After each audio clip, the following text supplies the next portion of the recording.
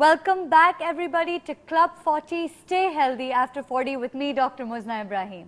हम ब्रेक पे जाने से पहले हमें एक ईमेल के जवाब में हमने ये सीखा कि जो कमर झुकती जाती है वो तो एक मसला है ही है, लेकिन उसके साथ आप लंग्स के बारे में कुछ बता रहे थे डॉक्टर साहब. I just want you to repeat that ताकि बेहतर तरीके से हम समझ पाएं. जी, जो रीढ़ की हड्डी है वहाँ से पसलियाँ निकल के सामने की तरफ आती हैं और पसलियों के अंदर फेफड़े होते हैं, लंग्स. और जब रिब्स मूव होती है मसल मूवमेंट से तो लंग एक्सपैंड होती है, इंसान सांस लेता है. अगर कमर बहुत झुक जाती है, और अनफॉर्चुनेटली हमने बहुत मरीजों में होते देखा है कि मरीज़ की सांस लेने की सलाहियत भी उससे मुतासर होना शुरू हो जाती है. और कि इतना वो झुक जाते हैं कि थोड़ी देर चलते हैं उनकी सांस फूलती है. वो कार्डियोलॉजिस्ट को दिखा लेते हैं, सबको दिखा लेते हैं, हार्ट ठीक है, सब कुछ ठीक है, लेकिन उनके अंदर ब्रीदिंग कैपेबिलिटी कम हो जाती है बिकॉज उनका पोस्चर इतना क्रिकेट हो गया है. तो अगर वो उससे 20-30 साल पहले हड्डी मजबूत रखने की तदाबीर करते, प्लान करते and anticipate that this can happen, तो उनको फिर भी शायद थोड़ा बहुत होता है. कुछ लोगों में जेनेटिक टेंडेंसी होती है बिगड़ने की, आप जेनेटिक से तो नहीं लड़ सकते, लेकिन जो कर सकते हैं environmental modifications always can modify the genetic influence. तो आप उसको मॉडिफाई करने का रखें कि ठीक है 20 साल में ये होना है, 30 साल में एक्सपेक्टेशन हो कि ये खराबी हो सकती है. हम बचपन में वैक्सीनेशन तो कराते हैं. वैक्सीनेशन उस बच्चे का होता है जिसको कभी बीमारी नहीं हुई ऑब्वियसली, तो वो प्रिवेंटिव है. लेकिन वैक्सीनेशंस के आगे आई थिंक हम अपनी डेली लाइफ में प्रिवेंटिव कुछ भी नहीं करते. वो वैक्सीन जरा आसान सा लगता है. नहीं, वो तो जबरन लग जाती है ना. वो तो एक्सपैंडेड प्रोग्राम ऑफ इम्यूनाइजेशन वाले आते हैं, वो तो जबरन लगाना जरूरी, घंटी बजा के घर पे लगा देते हैं, तो वो भी, वरना हम शायद वो भी ना नहीं करते. आई एम सो सॉरी कि मुझे कहना जरूरी है, बट ये सब कुछ ये कुछ तल्ख भी बातें आप सबको लगती होंगी, बट दिस इज रियलिटी. और शायद ये बातें सुन सुन के भी हम इतने बेहिस हो गए कि we don't pay attention to these things. हम सोचते हैं कि कैंसर जी वो तो दूसरे लोगों को होता है, एक्सीडेंट्स दूसरे लोगों को होता है, और हड्डियां दूसरे लोगों की टूटती. हम किसी तरह अपने आप को महफूज समझते हैं. I don't know why. जब 4 दिन बिजली नहीं आएगी तो लोगों को ये सोचने का टाइम ही नहीं होगा कि कब वॉक करनी है, कब दूध पीना है. आई थिंक हमारी जो डेली लाइफ है इतनी मुश्किल हो गई है इस शहर में, तो एटलीस्ट आई थिंक बाकी मुल्क में भी. अगर हम कंप्लेंट्स करते रहेंगे और हम कंप्लेंट्स करते रहेंगे, किसी गवर्नमेंट का कोई नुकसान नहीं होगा, किसी पॉलिटिशियन का कोई नुकसान नहीं होगा, नुकसान हमारा होगा. ज़िंदगी इंसान को सिर्फ एक दफ़ा मिलती है. अगर हम इस चीज़ को अंडरस्टैंड कर लें, स्पेशली एक सर्टन एज पे, जब तक हमारा दिमाग प्रॉपर्ली ग्रो कर चुका होता है, और इतनी अवेयरनेस है आजकल टेलीविज़न पे, आप जैसे लोग, और स्पेशली आप तो हर तीसरे प्रोग्राम में डाइट को लेके और हेल्थ को लेके इतनी प्रचार हम लोग कर रहे होते हैं. So people start thinking about their own self. हमें ये सेल्फिशनेस नहीं होनी चाहिए कि कि हुकूमत ये करेगी हमारे लिए, वो हमारे लिए करेगा. अपनी जिंदगी पे जरा बात रख के मुझे बताओ कि it's very famous about you that you have maintained yourself over the years. मतलब even now I love my life. So how have you motivated yourself? मतलब busy भी रही हो, सारे बहाने जो हम अपने लिए बनाते हैं. On a very reasonable level मैं busy भी रही हूँ, but मैं busy इतना नहीं रही कि मैंने अपनी health के साथ compromise किया हो किसी किस्म का भी. तो ये इतने अच्छे आपके सोच कहाँ से आप लेकर आई हैं? What makes it so important for you to be healthy, to live healthy? What कोई खास बात, कोई खास बात नहीं. एक छोटा सा इंसिडेंट सिर्फ मेरी अम्मी की हेल्थ को लेके जिससे मैंने सीखा. She was only 47 when she died, और 8 साल उन्होंने डायबिटीज़ से बहुत लड़ा. मैंने सब पूरी फैमिली ने लड़ा, बिकॉज आई बिलीव कि अगर फैमिली का एक आदमी किसी सीरियस बीमारी को तो पूरा ख़ानदान उससे बिगड़ भी सकता है और उससे सुधर भी सकता है. अगर आपने सीखना है उससे तो आप सीख बहुत सकते हैं. बिकॉज मैं समझती हूँ कि मेरे छोटा भाई जो कि मेरी अम्मी को सारा लेके चल रहा था उनकी ट्रीटमेंट को, वो उसको मैं अभी भी देखती हूँ तो उसको इतनी सारी नॉलेज है हेल्थ के बारे में. तो या उस नॉलेज को हम पॉजिटिव यूज़ करें या उसको हम इग्नोर कर दें कि अब अगर जिसका बचा रहे थे, अब माँ जिंदा नहीं रही, तो हमने उस चीज़ को अपने ऊपर अप्लाई नहीं करना. Doctor, I am gonna come to you. हमने फॉल्स के ऊपर बात की, और हम अक्सर लोगों को ये सिखाने की कोशिश करते हैं कि जब हार्ट अटैक हो जाए किसी को तो इमीडिएट जो तिब्बी इमदाद है या जो फर्स्ट एड है, या घर वाले अस्पताल ट्रांसफ़र करने से पहले या एम्बुलेंस आने से पहले उनको क्या करना चाहिए. बट अगर कोई घर में नानी दादी अम्मी गिर जाएं सीढ़ियों से या किचन में या wherever बाथरूम में, what should we do?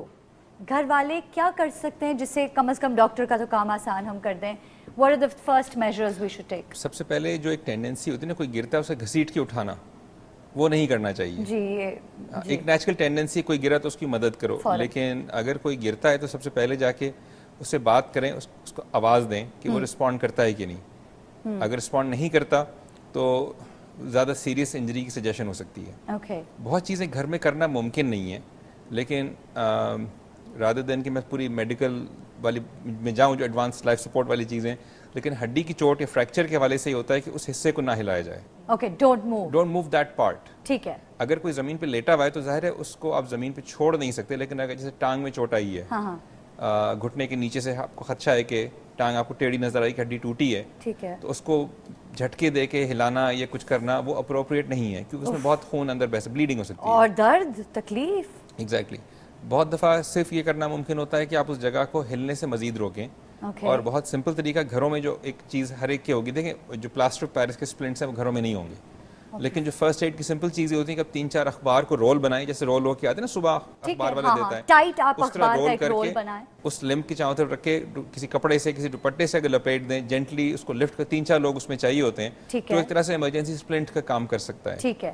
اور یہ کیوں ضروری ہے, مطلب یہ کام کرنے سے اور اسپتال تک پہنچنے سے پہلے تک ہاؤ ڈز دس ہیلپ, مطلب ہم نے پیشنٹ کی کتنی مدد کی؟ پہلے تو تکلیف میں کمی آتی ہے, اوکے, درد کم ہوتا ہے, کیونکہ ہڈی ٹوٹنے کا درد دنیا کی شدید ترین تکلیفوں میں شمار ہوتا ہے.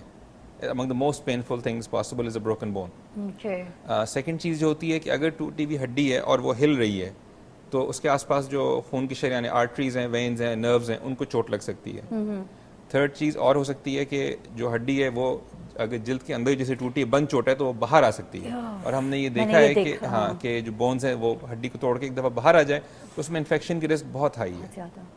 اور اینکل ٹوسٹ کے ڈاکٹر صاحب بہت سارے پرابلمس ہوتے ہیں نارمل روٹین میں, سو جس کو ہم لوگ مس انڈرسٹوڈ کر دیتے ہیں کہ بھئی ہڈی ٹوٹ گئی ہے. یہ اینکل ٹوسٹ کرنے کا مطلب ہے کہ آپ کے موچ آ جانا, لیگمنٹس میں پارشل انجری ہوتی ہے. اوکے, جو اینکل پہ ہڈی کے جو جوائنٹ کو اسٹیبلائز کرنے کے لیے لیگمنٹس ہوتے ہیں تو وہ پارشل ٹیئر ہوتا ہے, that is a aspirin, Urdu میں جس کو موچ کہتے ہیں. برف لگانا, گرم تو امیڈیٹلی کبھی اس چوٹ کو نہیں کرنا چاہیے. آئیڈیل چیز ہے کہ برف کی سکائی کریں, آئس پیک لگا لیں.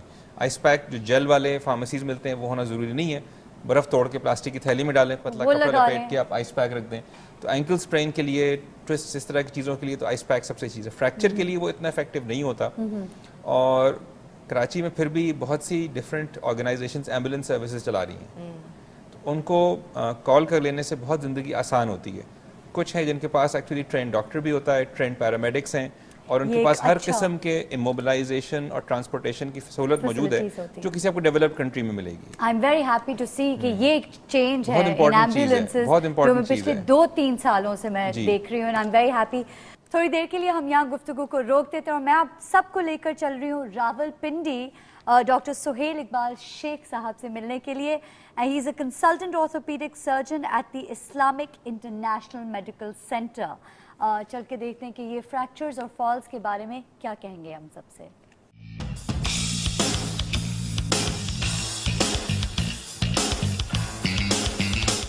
اس کا ڈائگنوزس جو ہے اس کے لیے مختلف ٹیسٹس موجود ہیں, جس میں کہ ڈیکسا اسکین ایک امپورٹنٹ ٹیسٹ ہے, اور دوسرا ٹی اسکور اور زیڈ اسکورز ہوتے ہیں جس میں کہ اس کا پتہ لگ جاتا ہے کہ اس کی سیویرٹی کتنی ہے. پھر اس کے ساتھ اس کی پھر ٹریٹمنٹ بھی اویلیبل ہے. اس کو علاج کرنے کے لیے مختلف دوائیاں بسفاسفینیٹس اویلیبل ہیں جو کہ ذرا لمبے عرصے کے لیے دینی پڑتی ہیں, لیکن ان دوائیوں سے ایڈوانٹیج یہ ہوتا ہے کہ انسان کے فریکچرز ہونے کا چانس کم ہو جاتا ہے.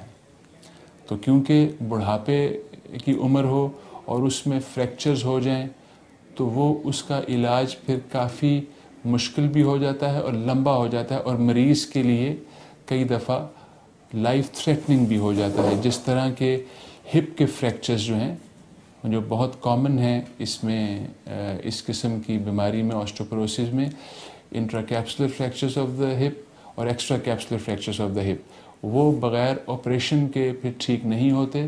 اگر ان کا آپریشن نہ کیا جائے بڑھاپے کی وجہ سے تو اس میں دوسری کمپلیکیشنز آف اموبلائزیشن کی پرابلم شروع ہو جاتی ہیں جو کہ مزید خطرناک ثابت ہو سکتے ہیں. تو اس لیے آسٹیوپروسس کا علاج سب سے پہلے تو یہ ہونا چاہیے کہ prevention is better than cure. سب سے پہلے تو اس کو بچانا چاہیے کہ کسی کو آسٹیوپروسس نہ ہو، خاص طور پہ پیری مینوپوزل ایج میں. ان کا ڈائٹ کا خیال، ان کو ایکسرسائز، یہ سب اس کا خیال رکھنا چاہیے. پھر دوائیاں استعمال کرنی چاہیے تاکہ یہ بیماری ہو نہ سکے، اور اس کے ساتھ ساتھ ایکسرسائز بہت ضروری ہے. تو جب اگر یہ خدا نخواستہ ہو جائے تو پھر ہڈیوں کی پریونشن، اس کے ٹوٹنے کی پریونشن بھی کرنی چاہیے، اور اس کا خیال بھی رکھنا بہت ضروری ہے.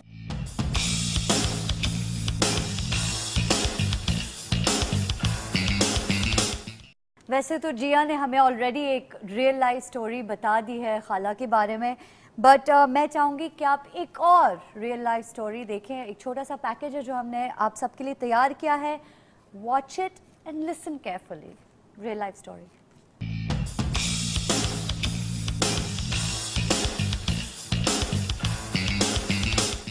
میرا نام صفیہ ہے، میں ہاؤس وائف ہوں، اور میرے 4 بچے ہیں، اور میں پہلے ٹھیک ٹھاک تھی اور سارا گھر کا کام کر لیتی تھی.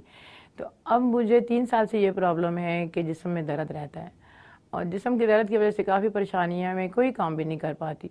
تو جس کی وجہ سے میرے پڑوس میں جو ڈاکٹر ہیں انہوں نے مجھے مشورہ دیا کہ آپ ڈاکٹر کے پاس جائیں. میں ڈاکٹر کے پاس گئی ہوں تو انہوں نے مجھے ہڈیوں کے ٹیسٹ کے بارے میں بتایا. ٹیسٹ کروایا تو اس کے بارے میں انہوں نے مجھے فزیو تھراپی اور دوائیں کھانے کا باقاعدگی سے اور ہلکی پھلکی ورزش کا بتایا. تو جس کی وجہ سے اب وہ میں سب کچھ ہی کر رہی ہوں تقریباً. دوائیں بھی کھا رہی ہوں، فزیو تھراپسٹ بھی اور ورزش بھی. تو مجھے اب آرام ہے کافی.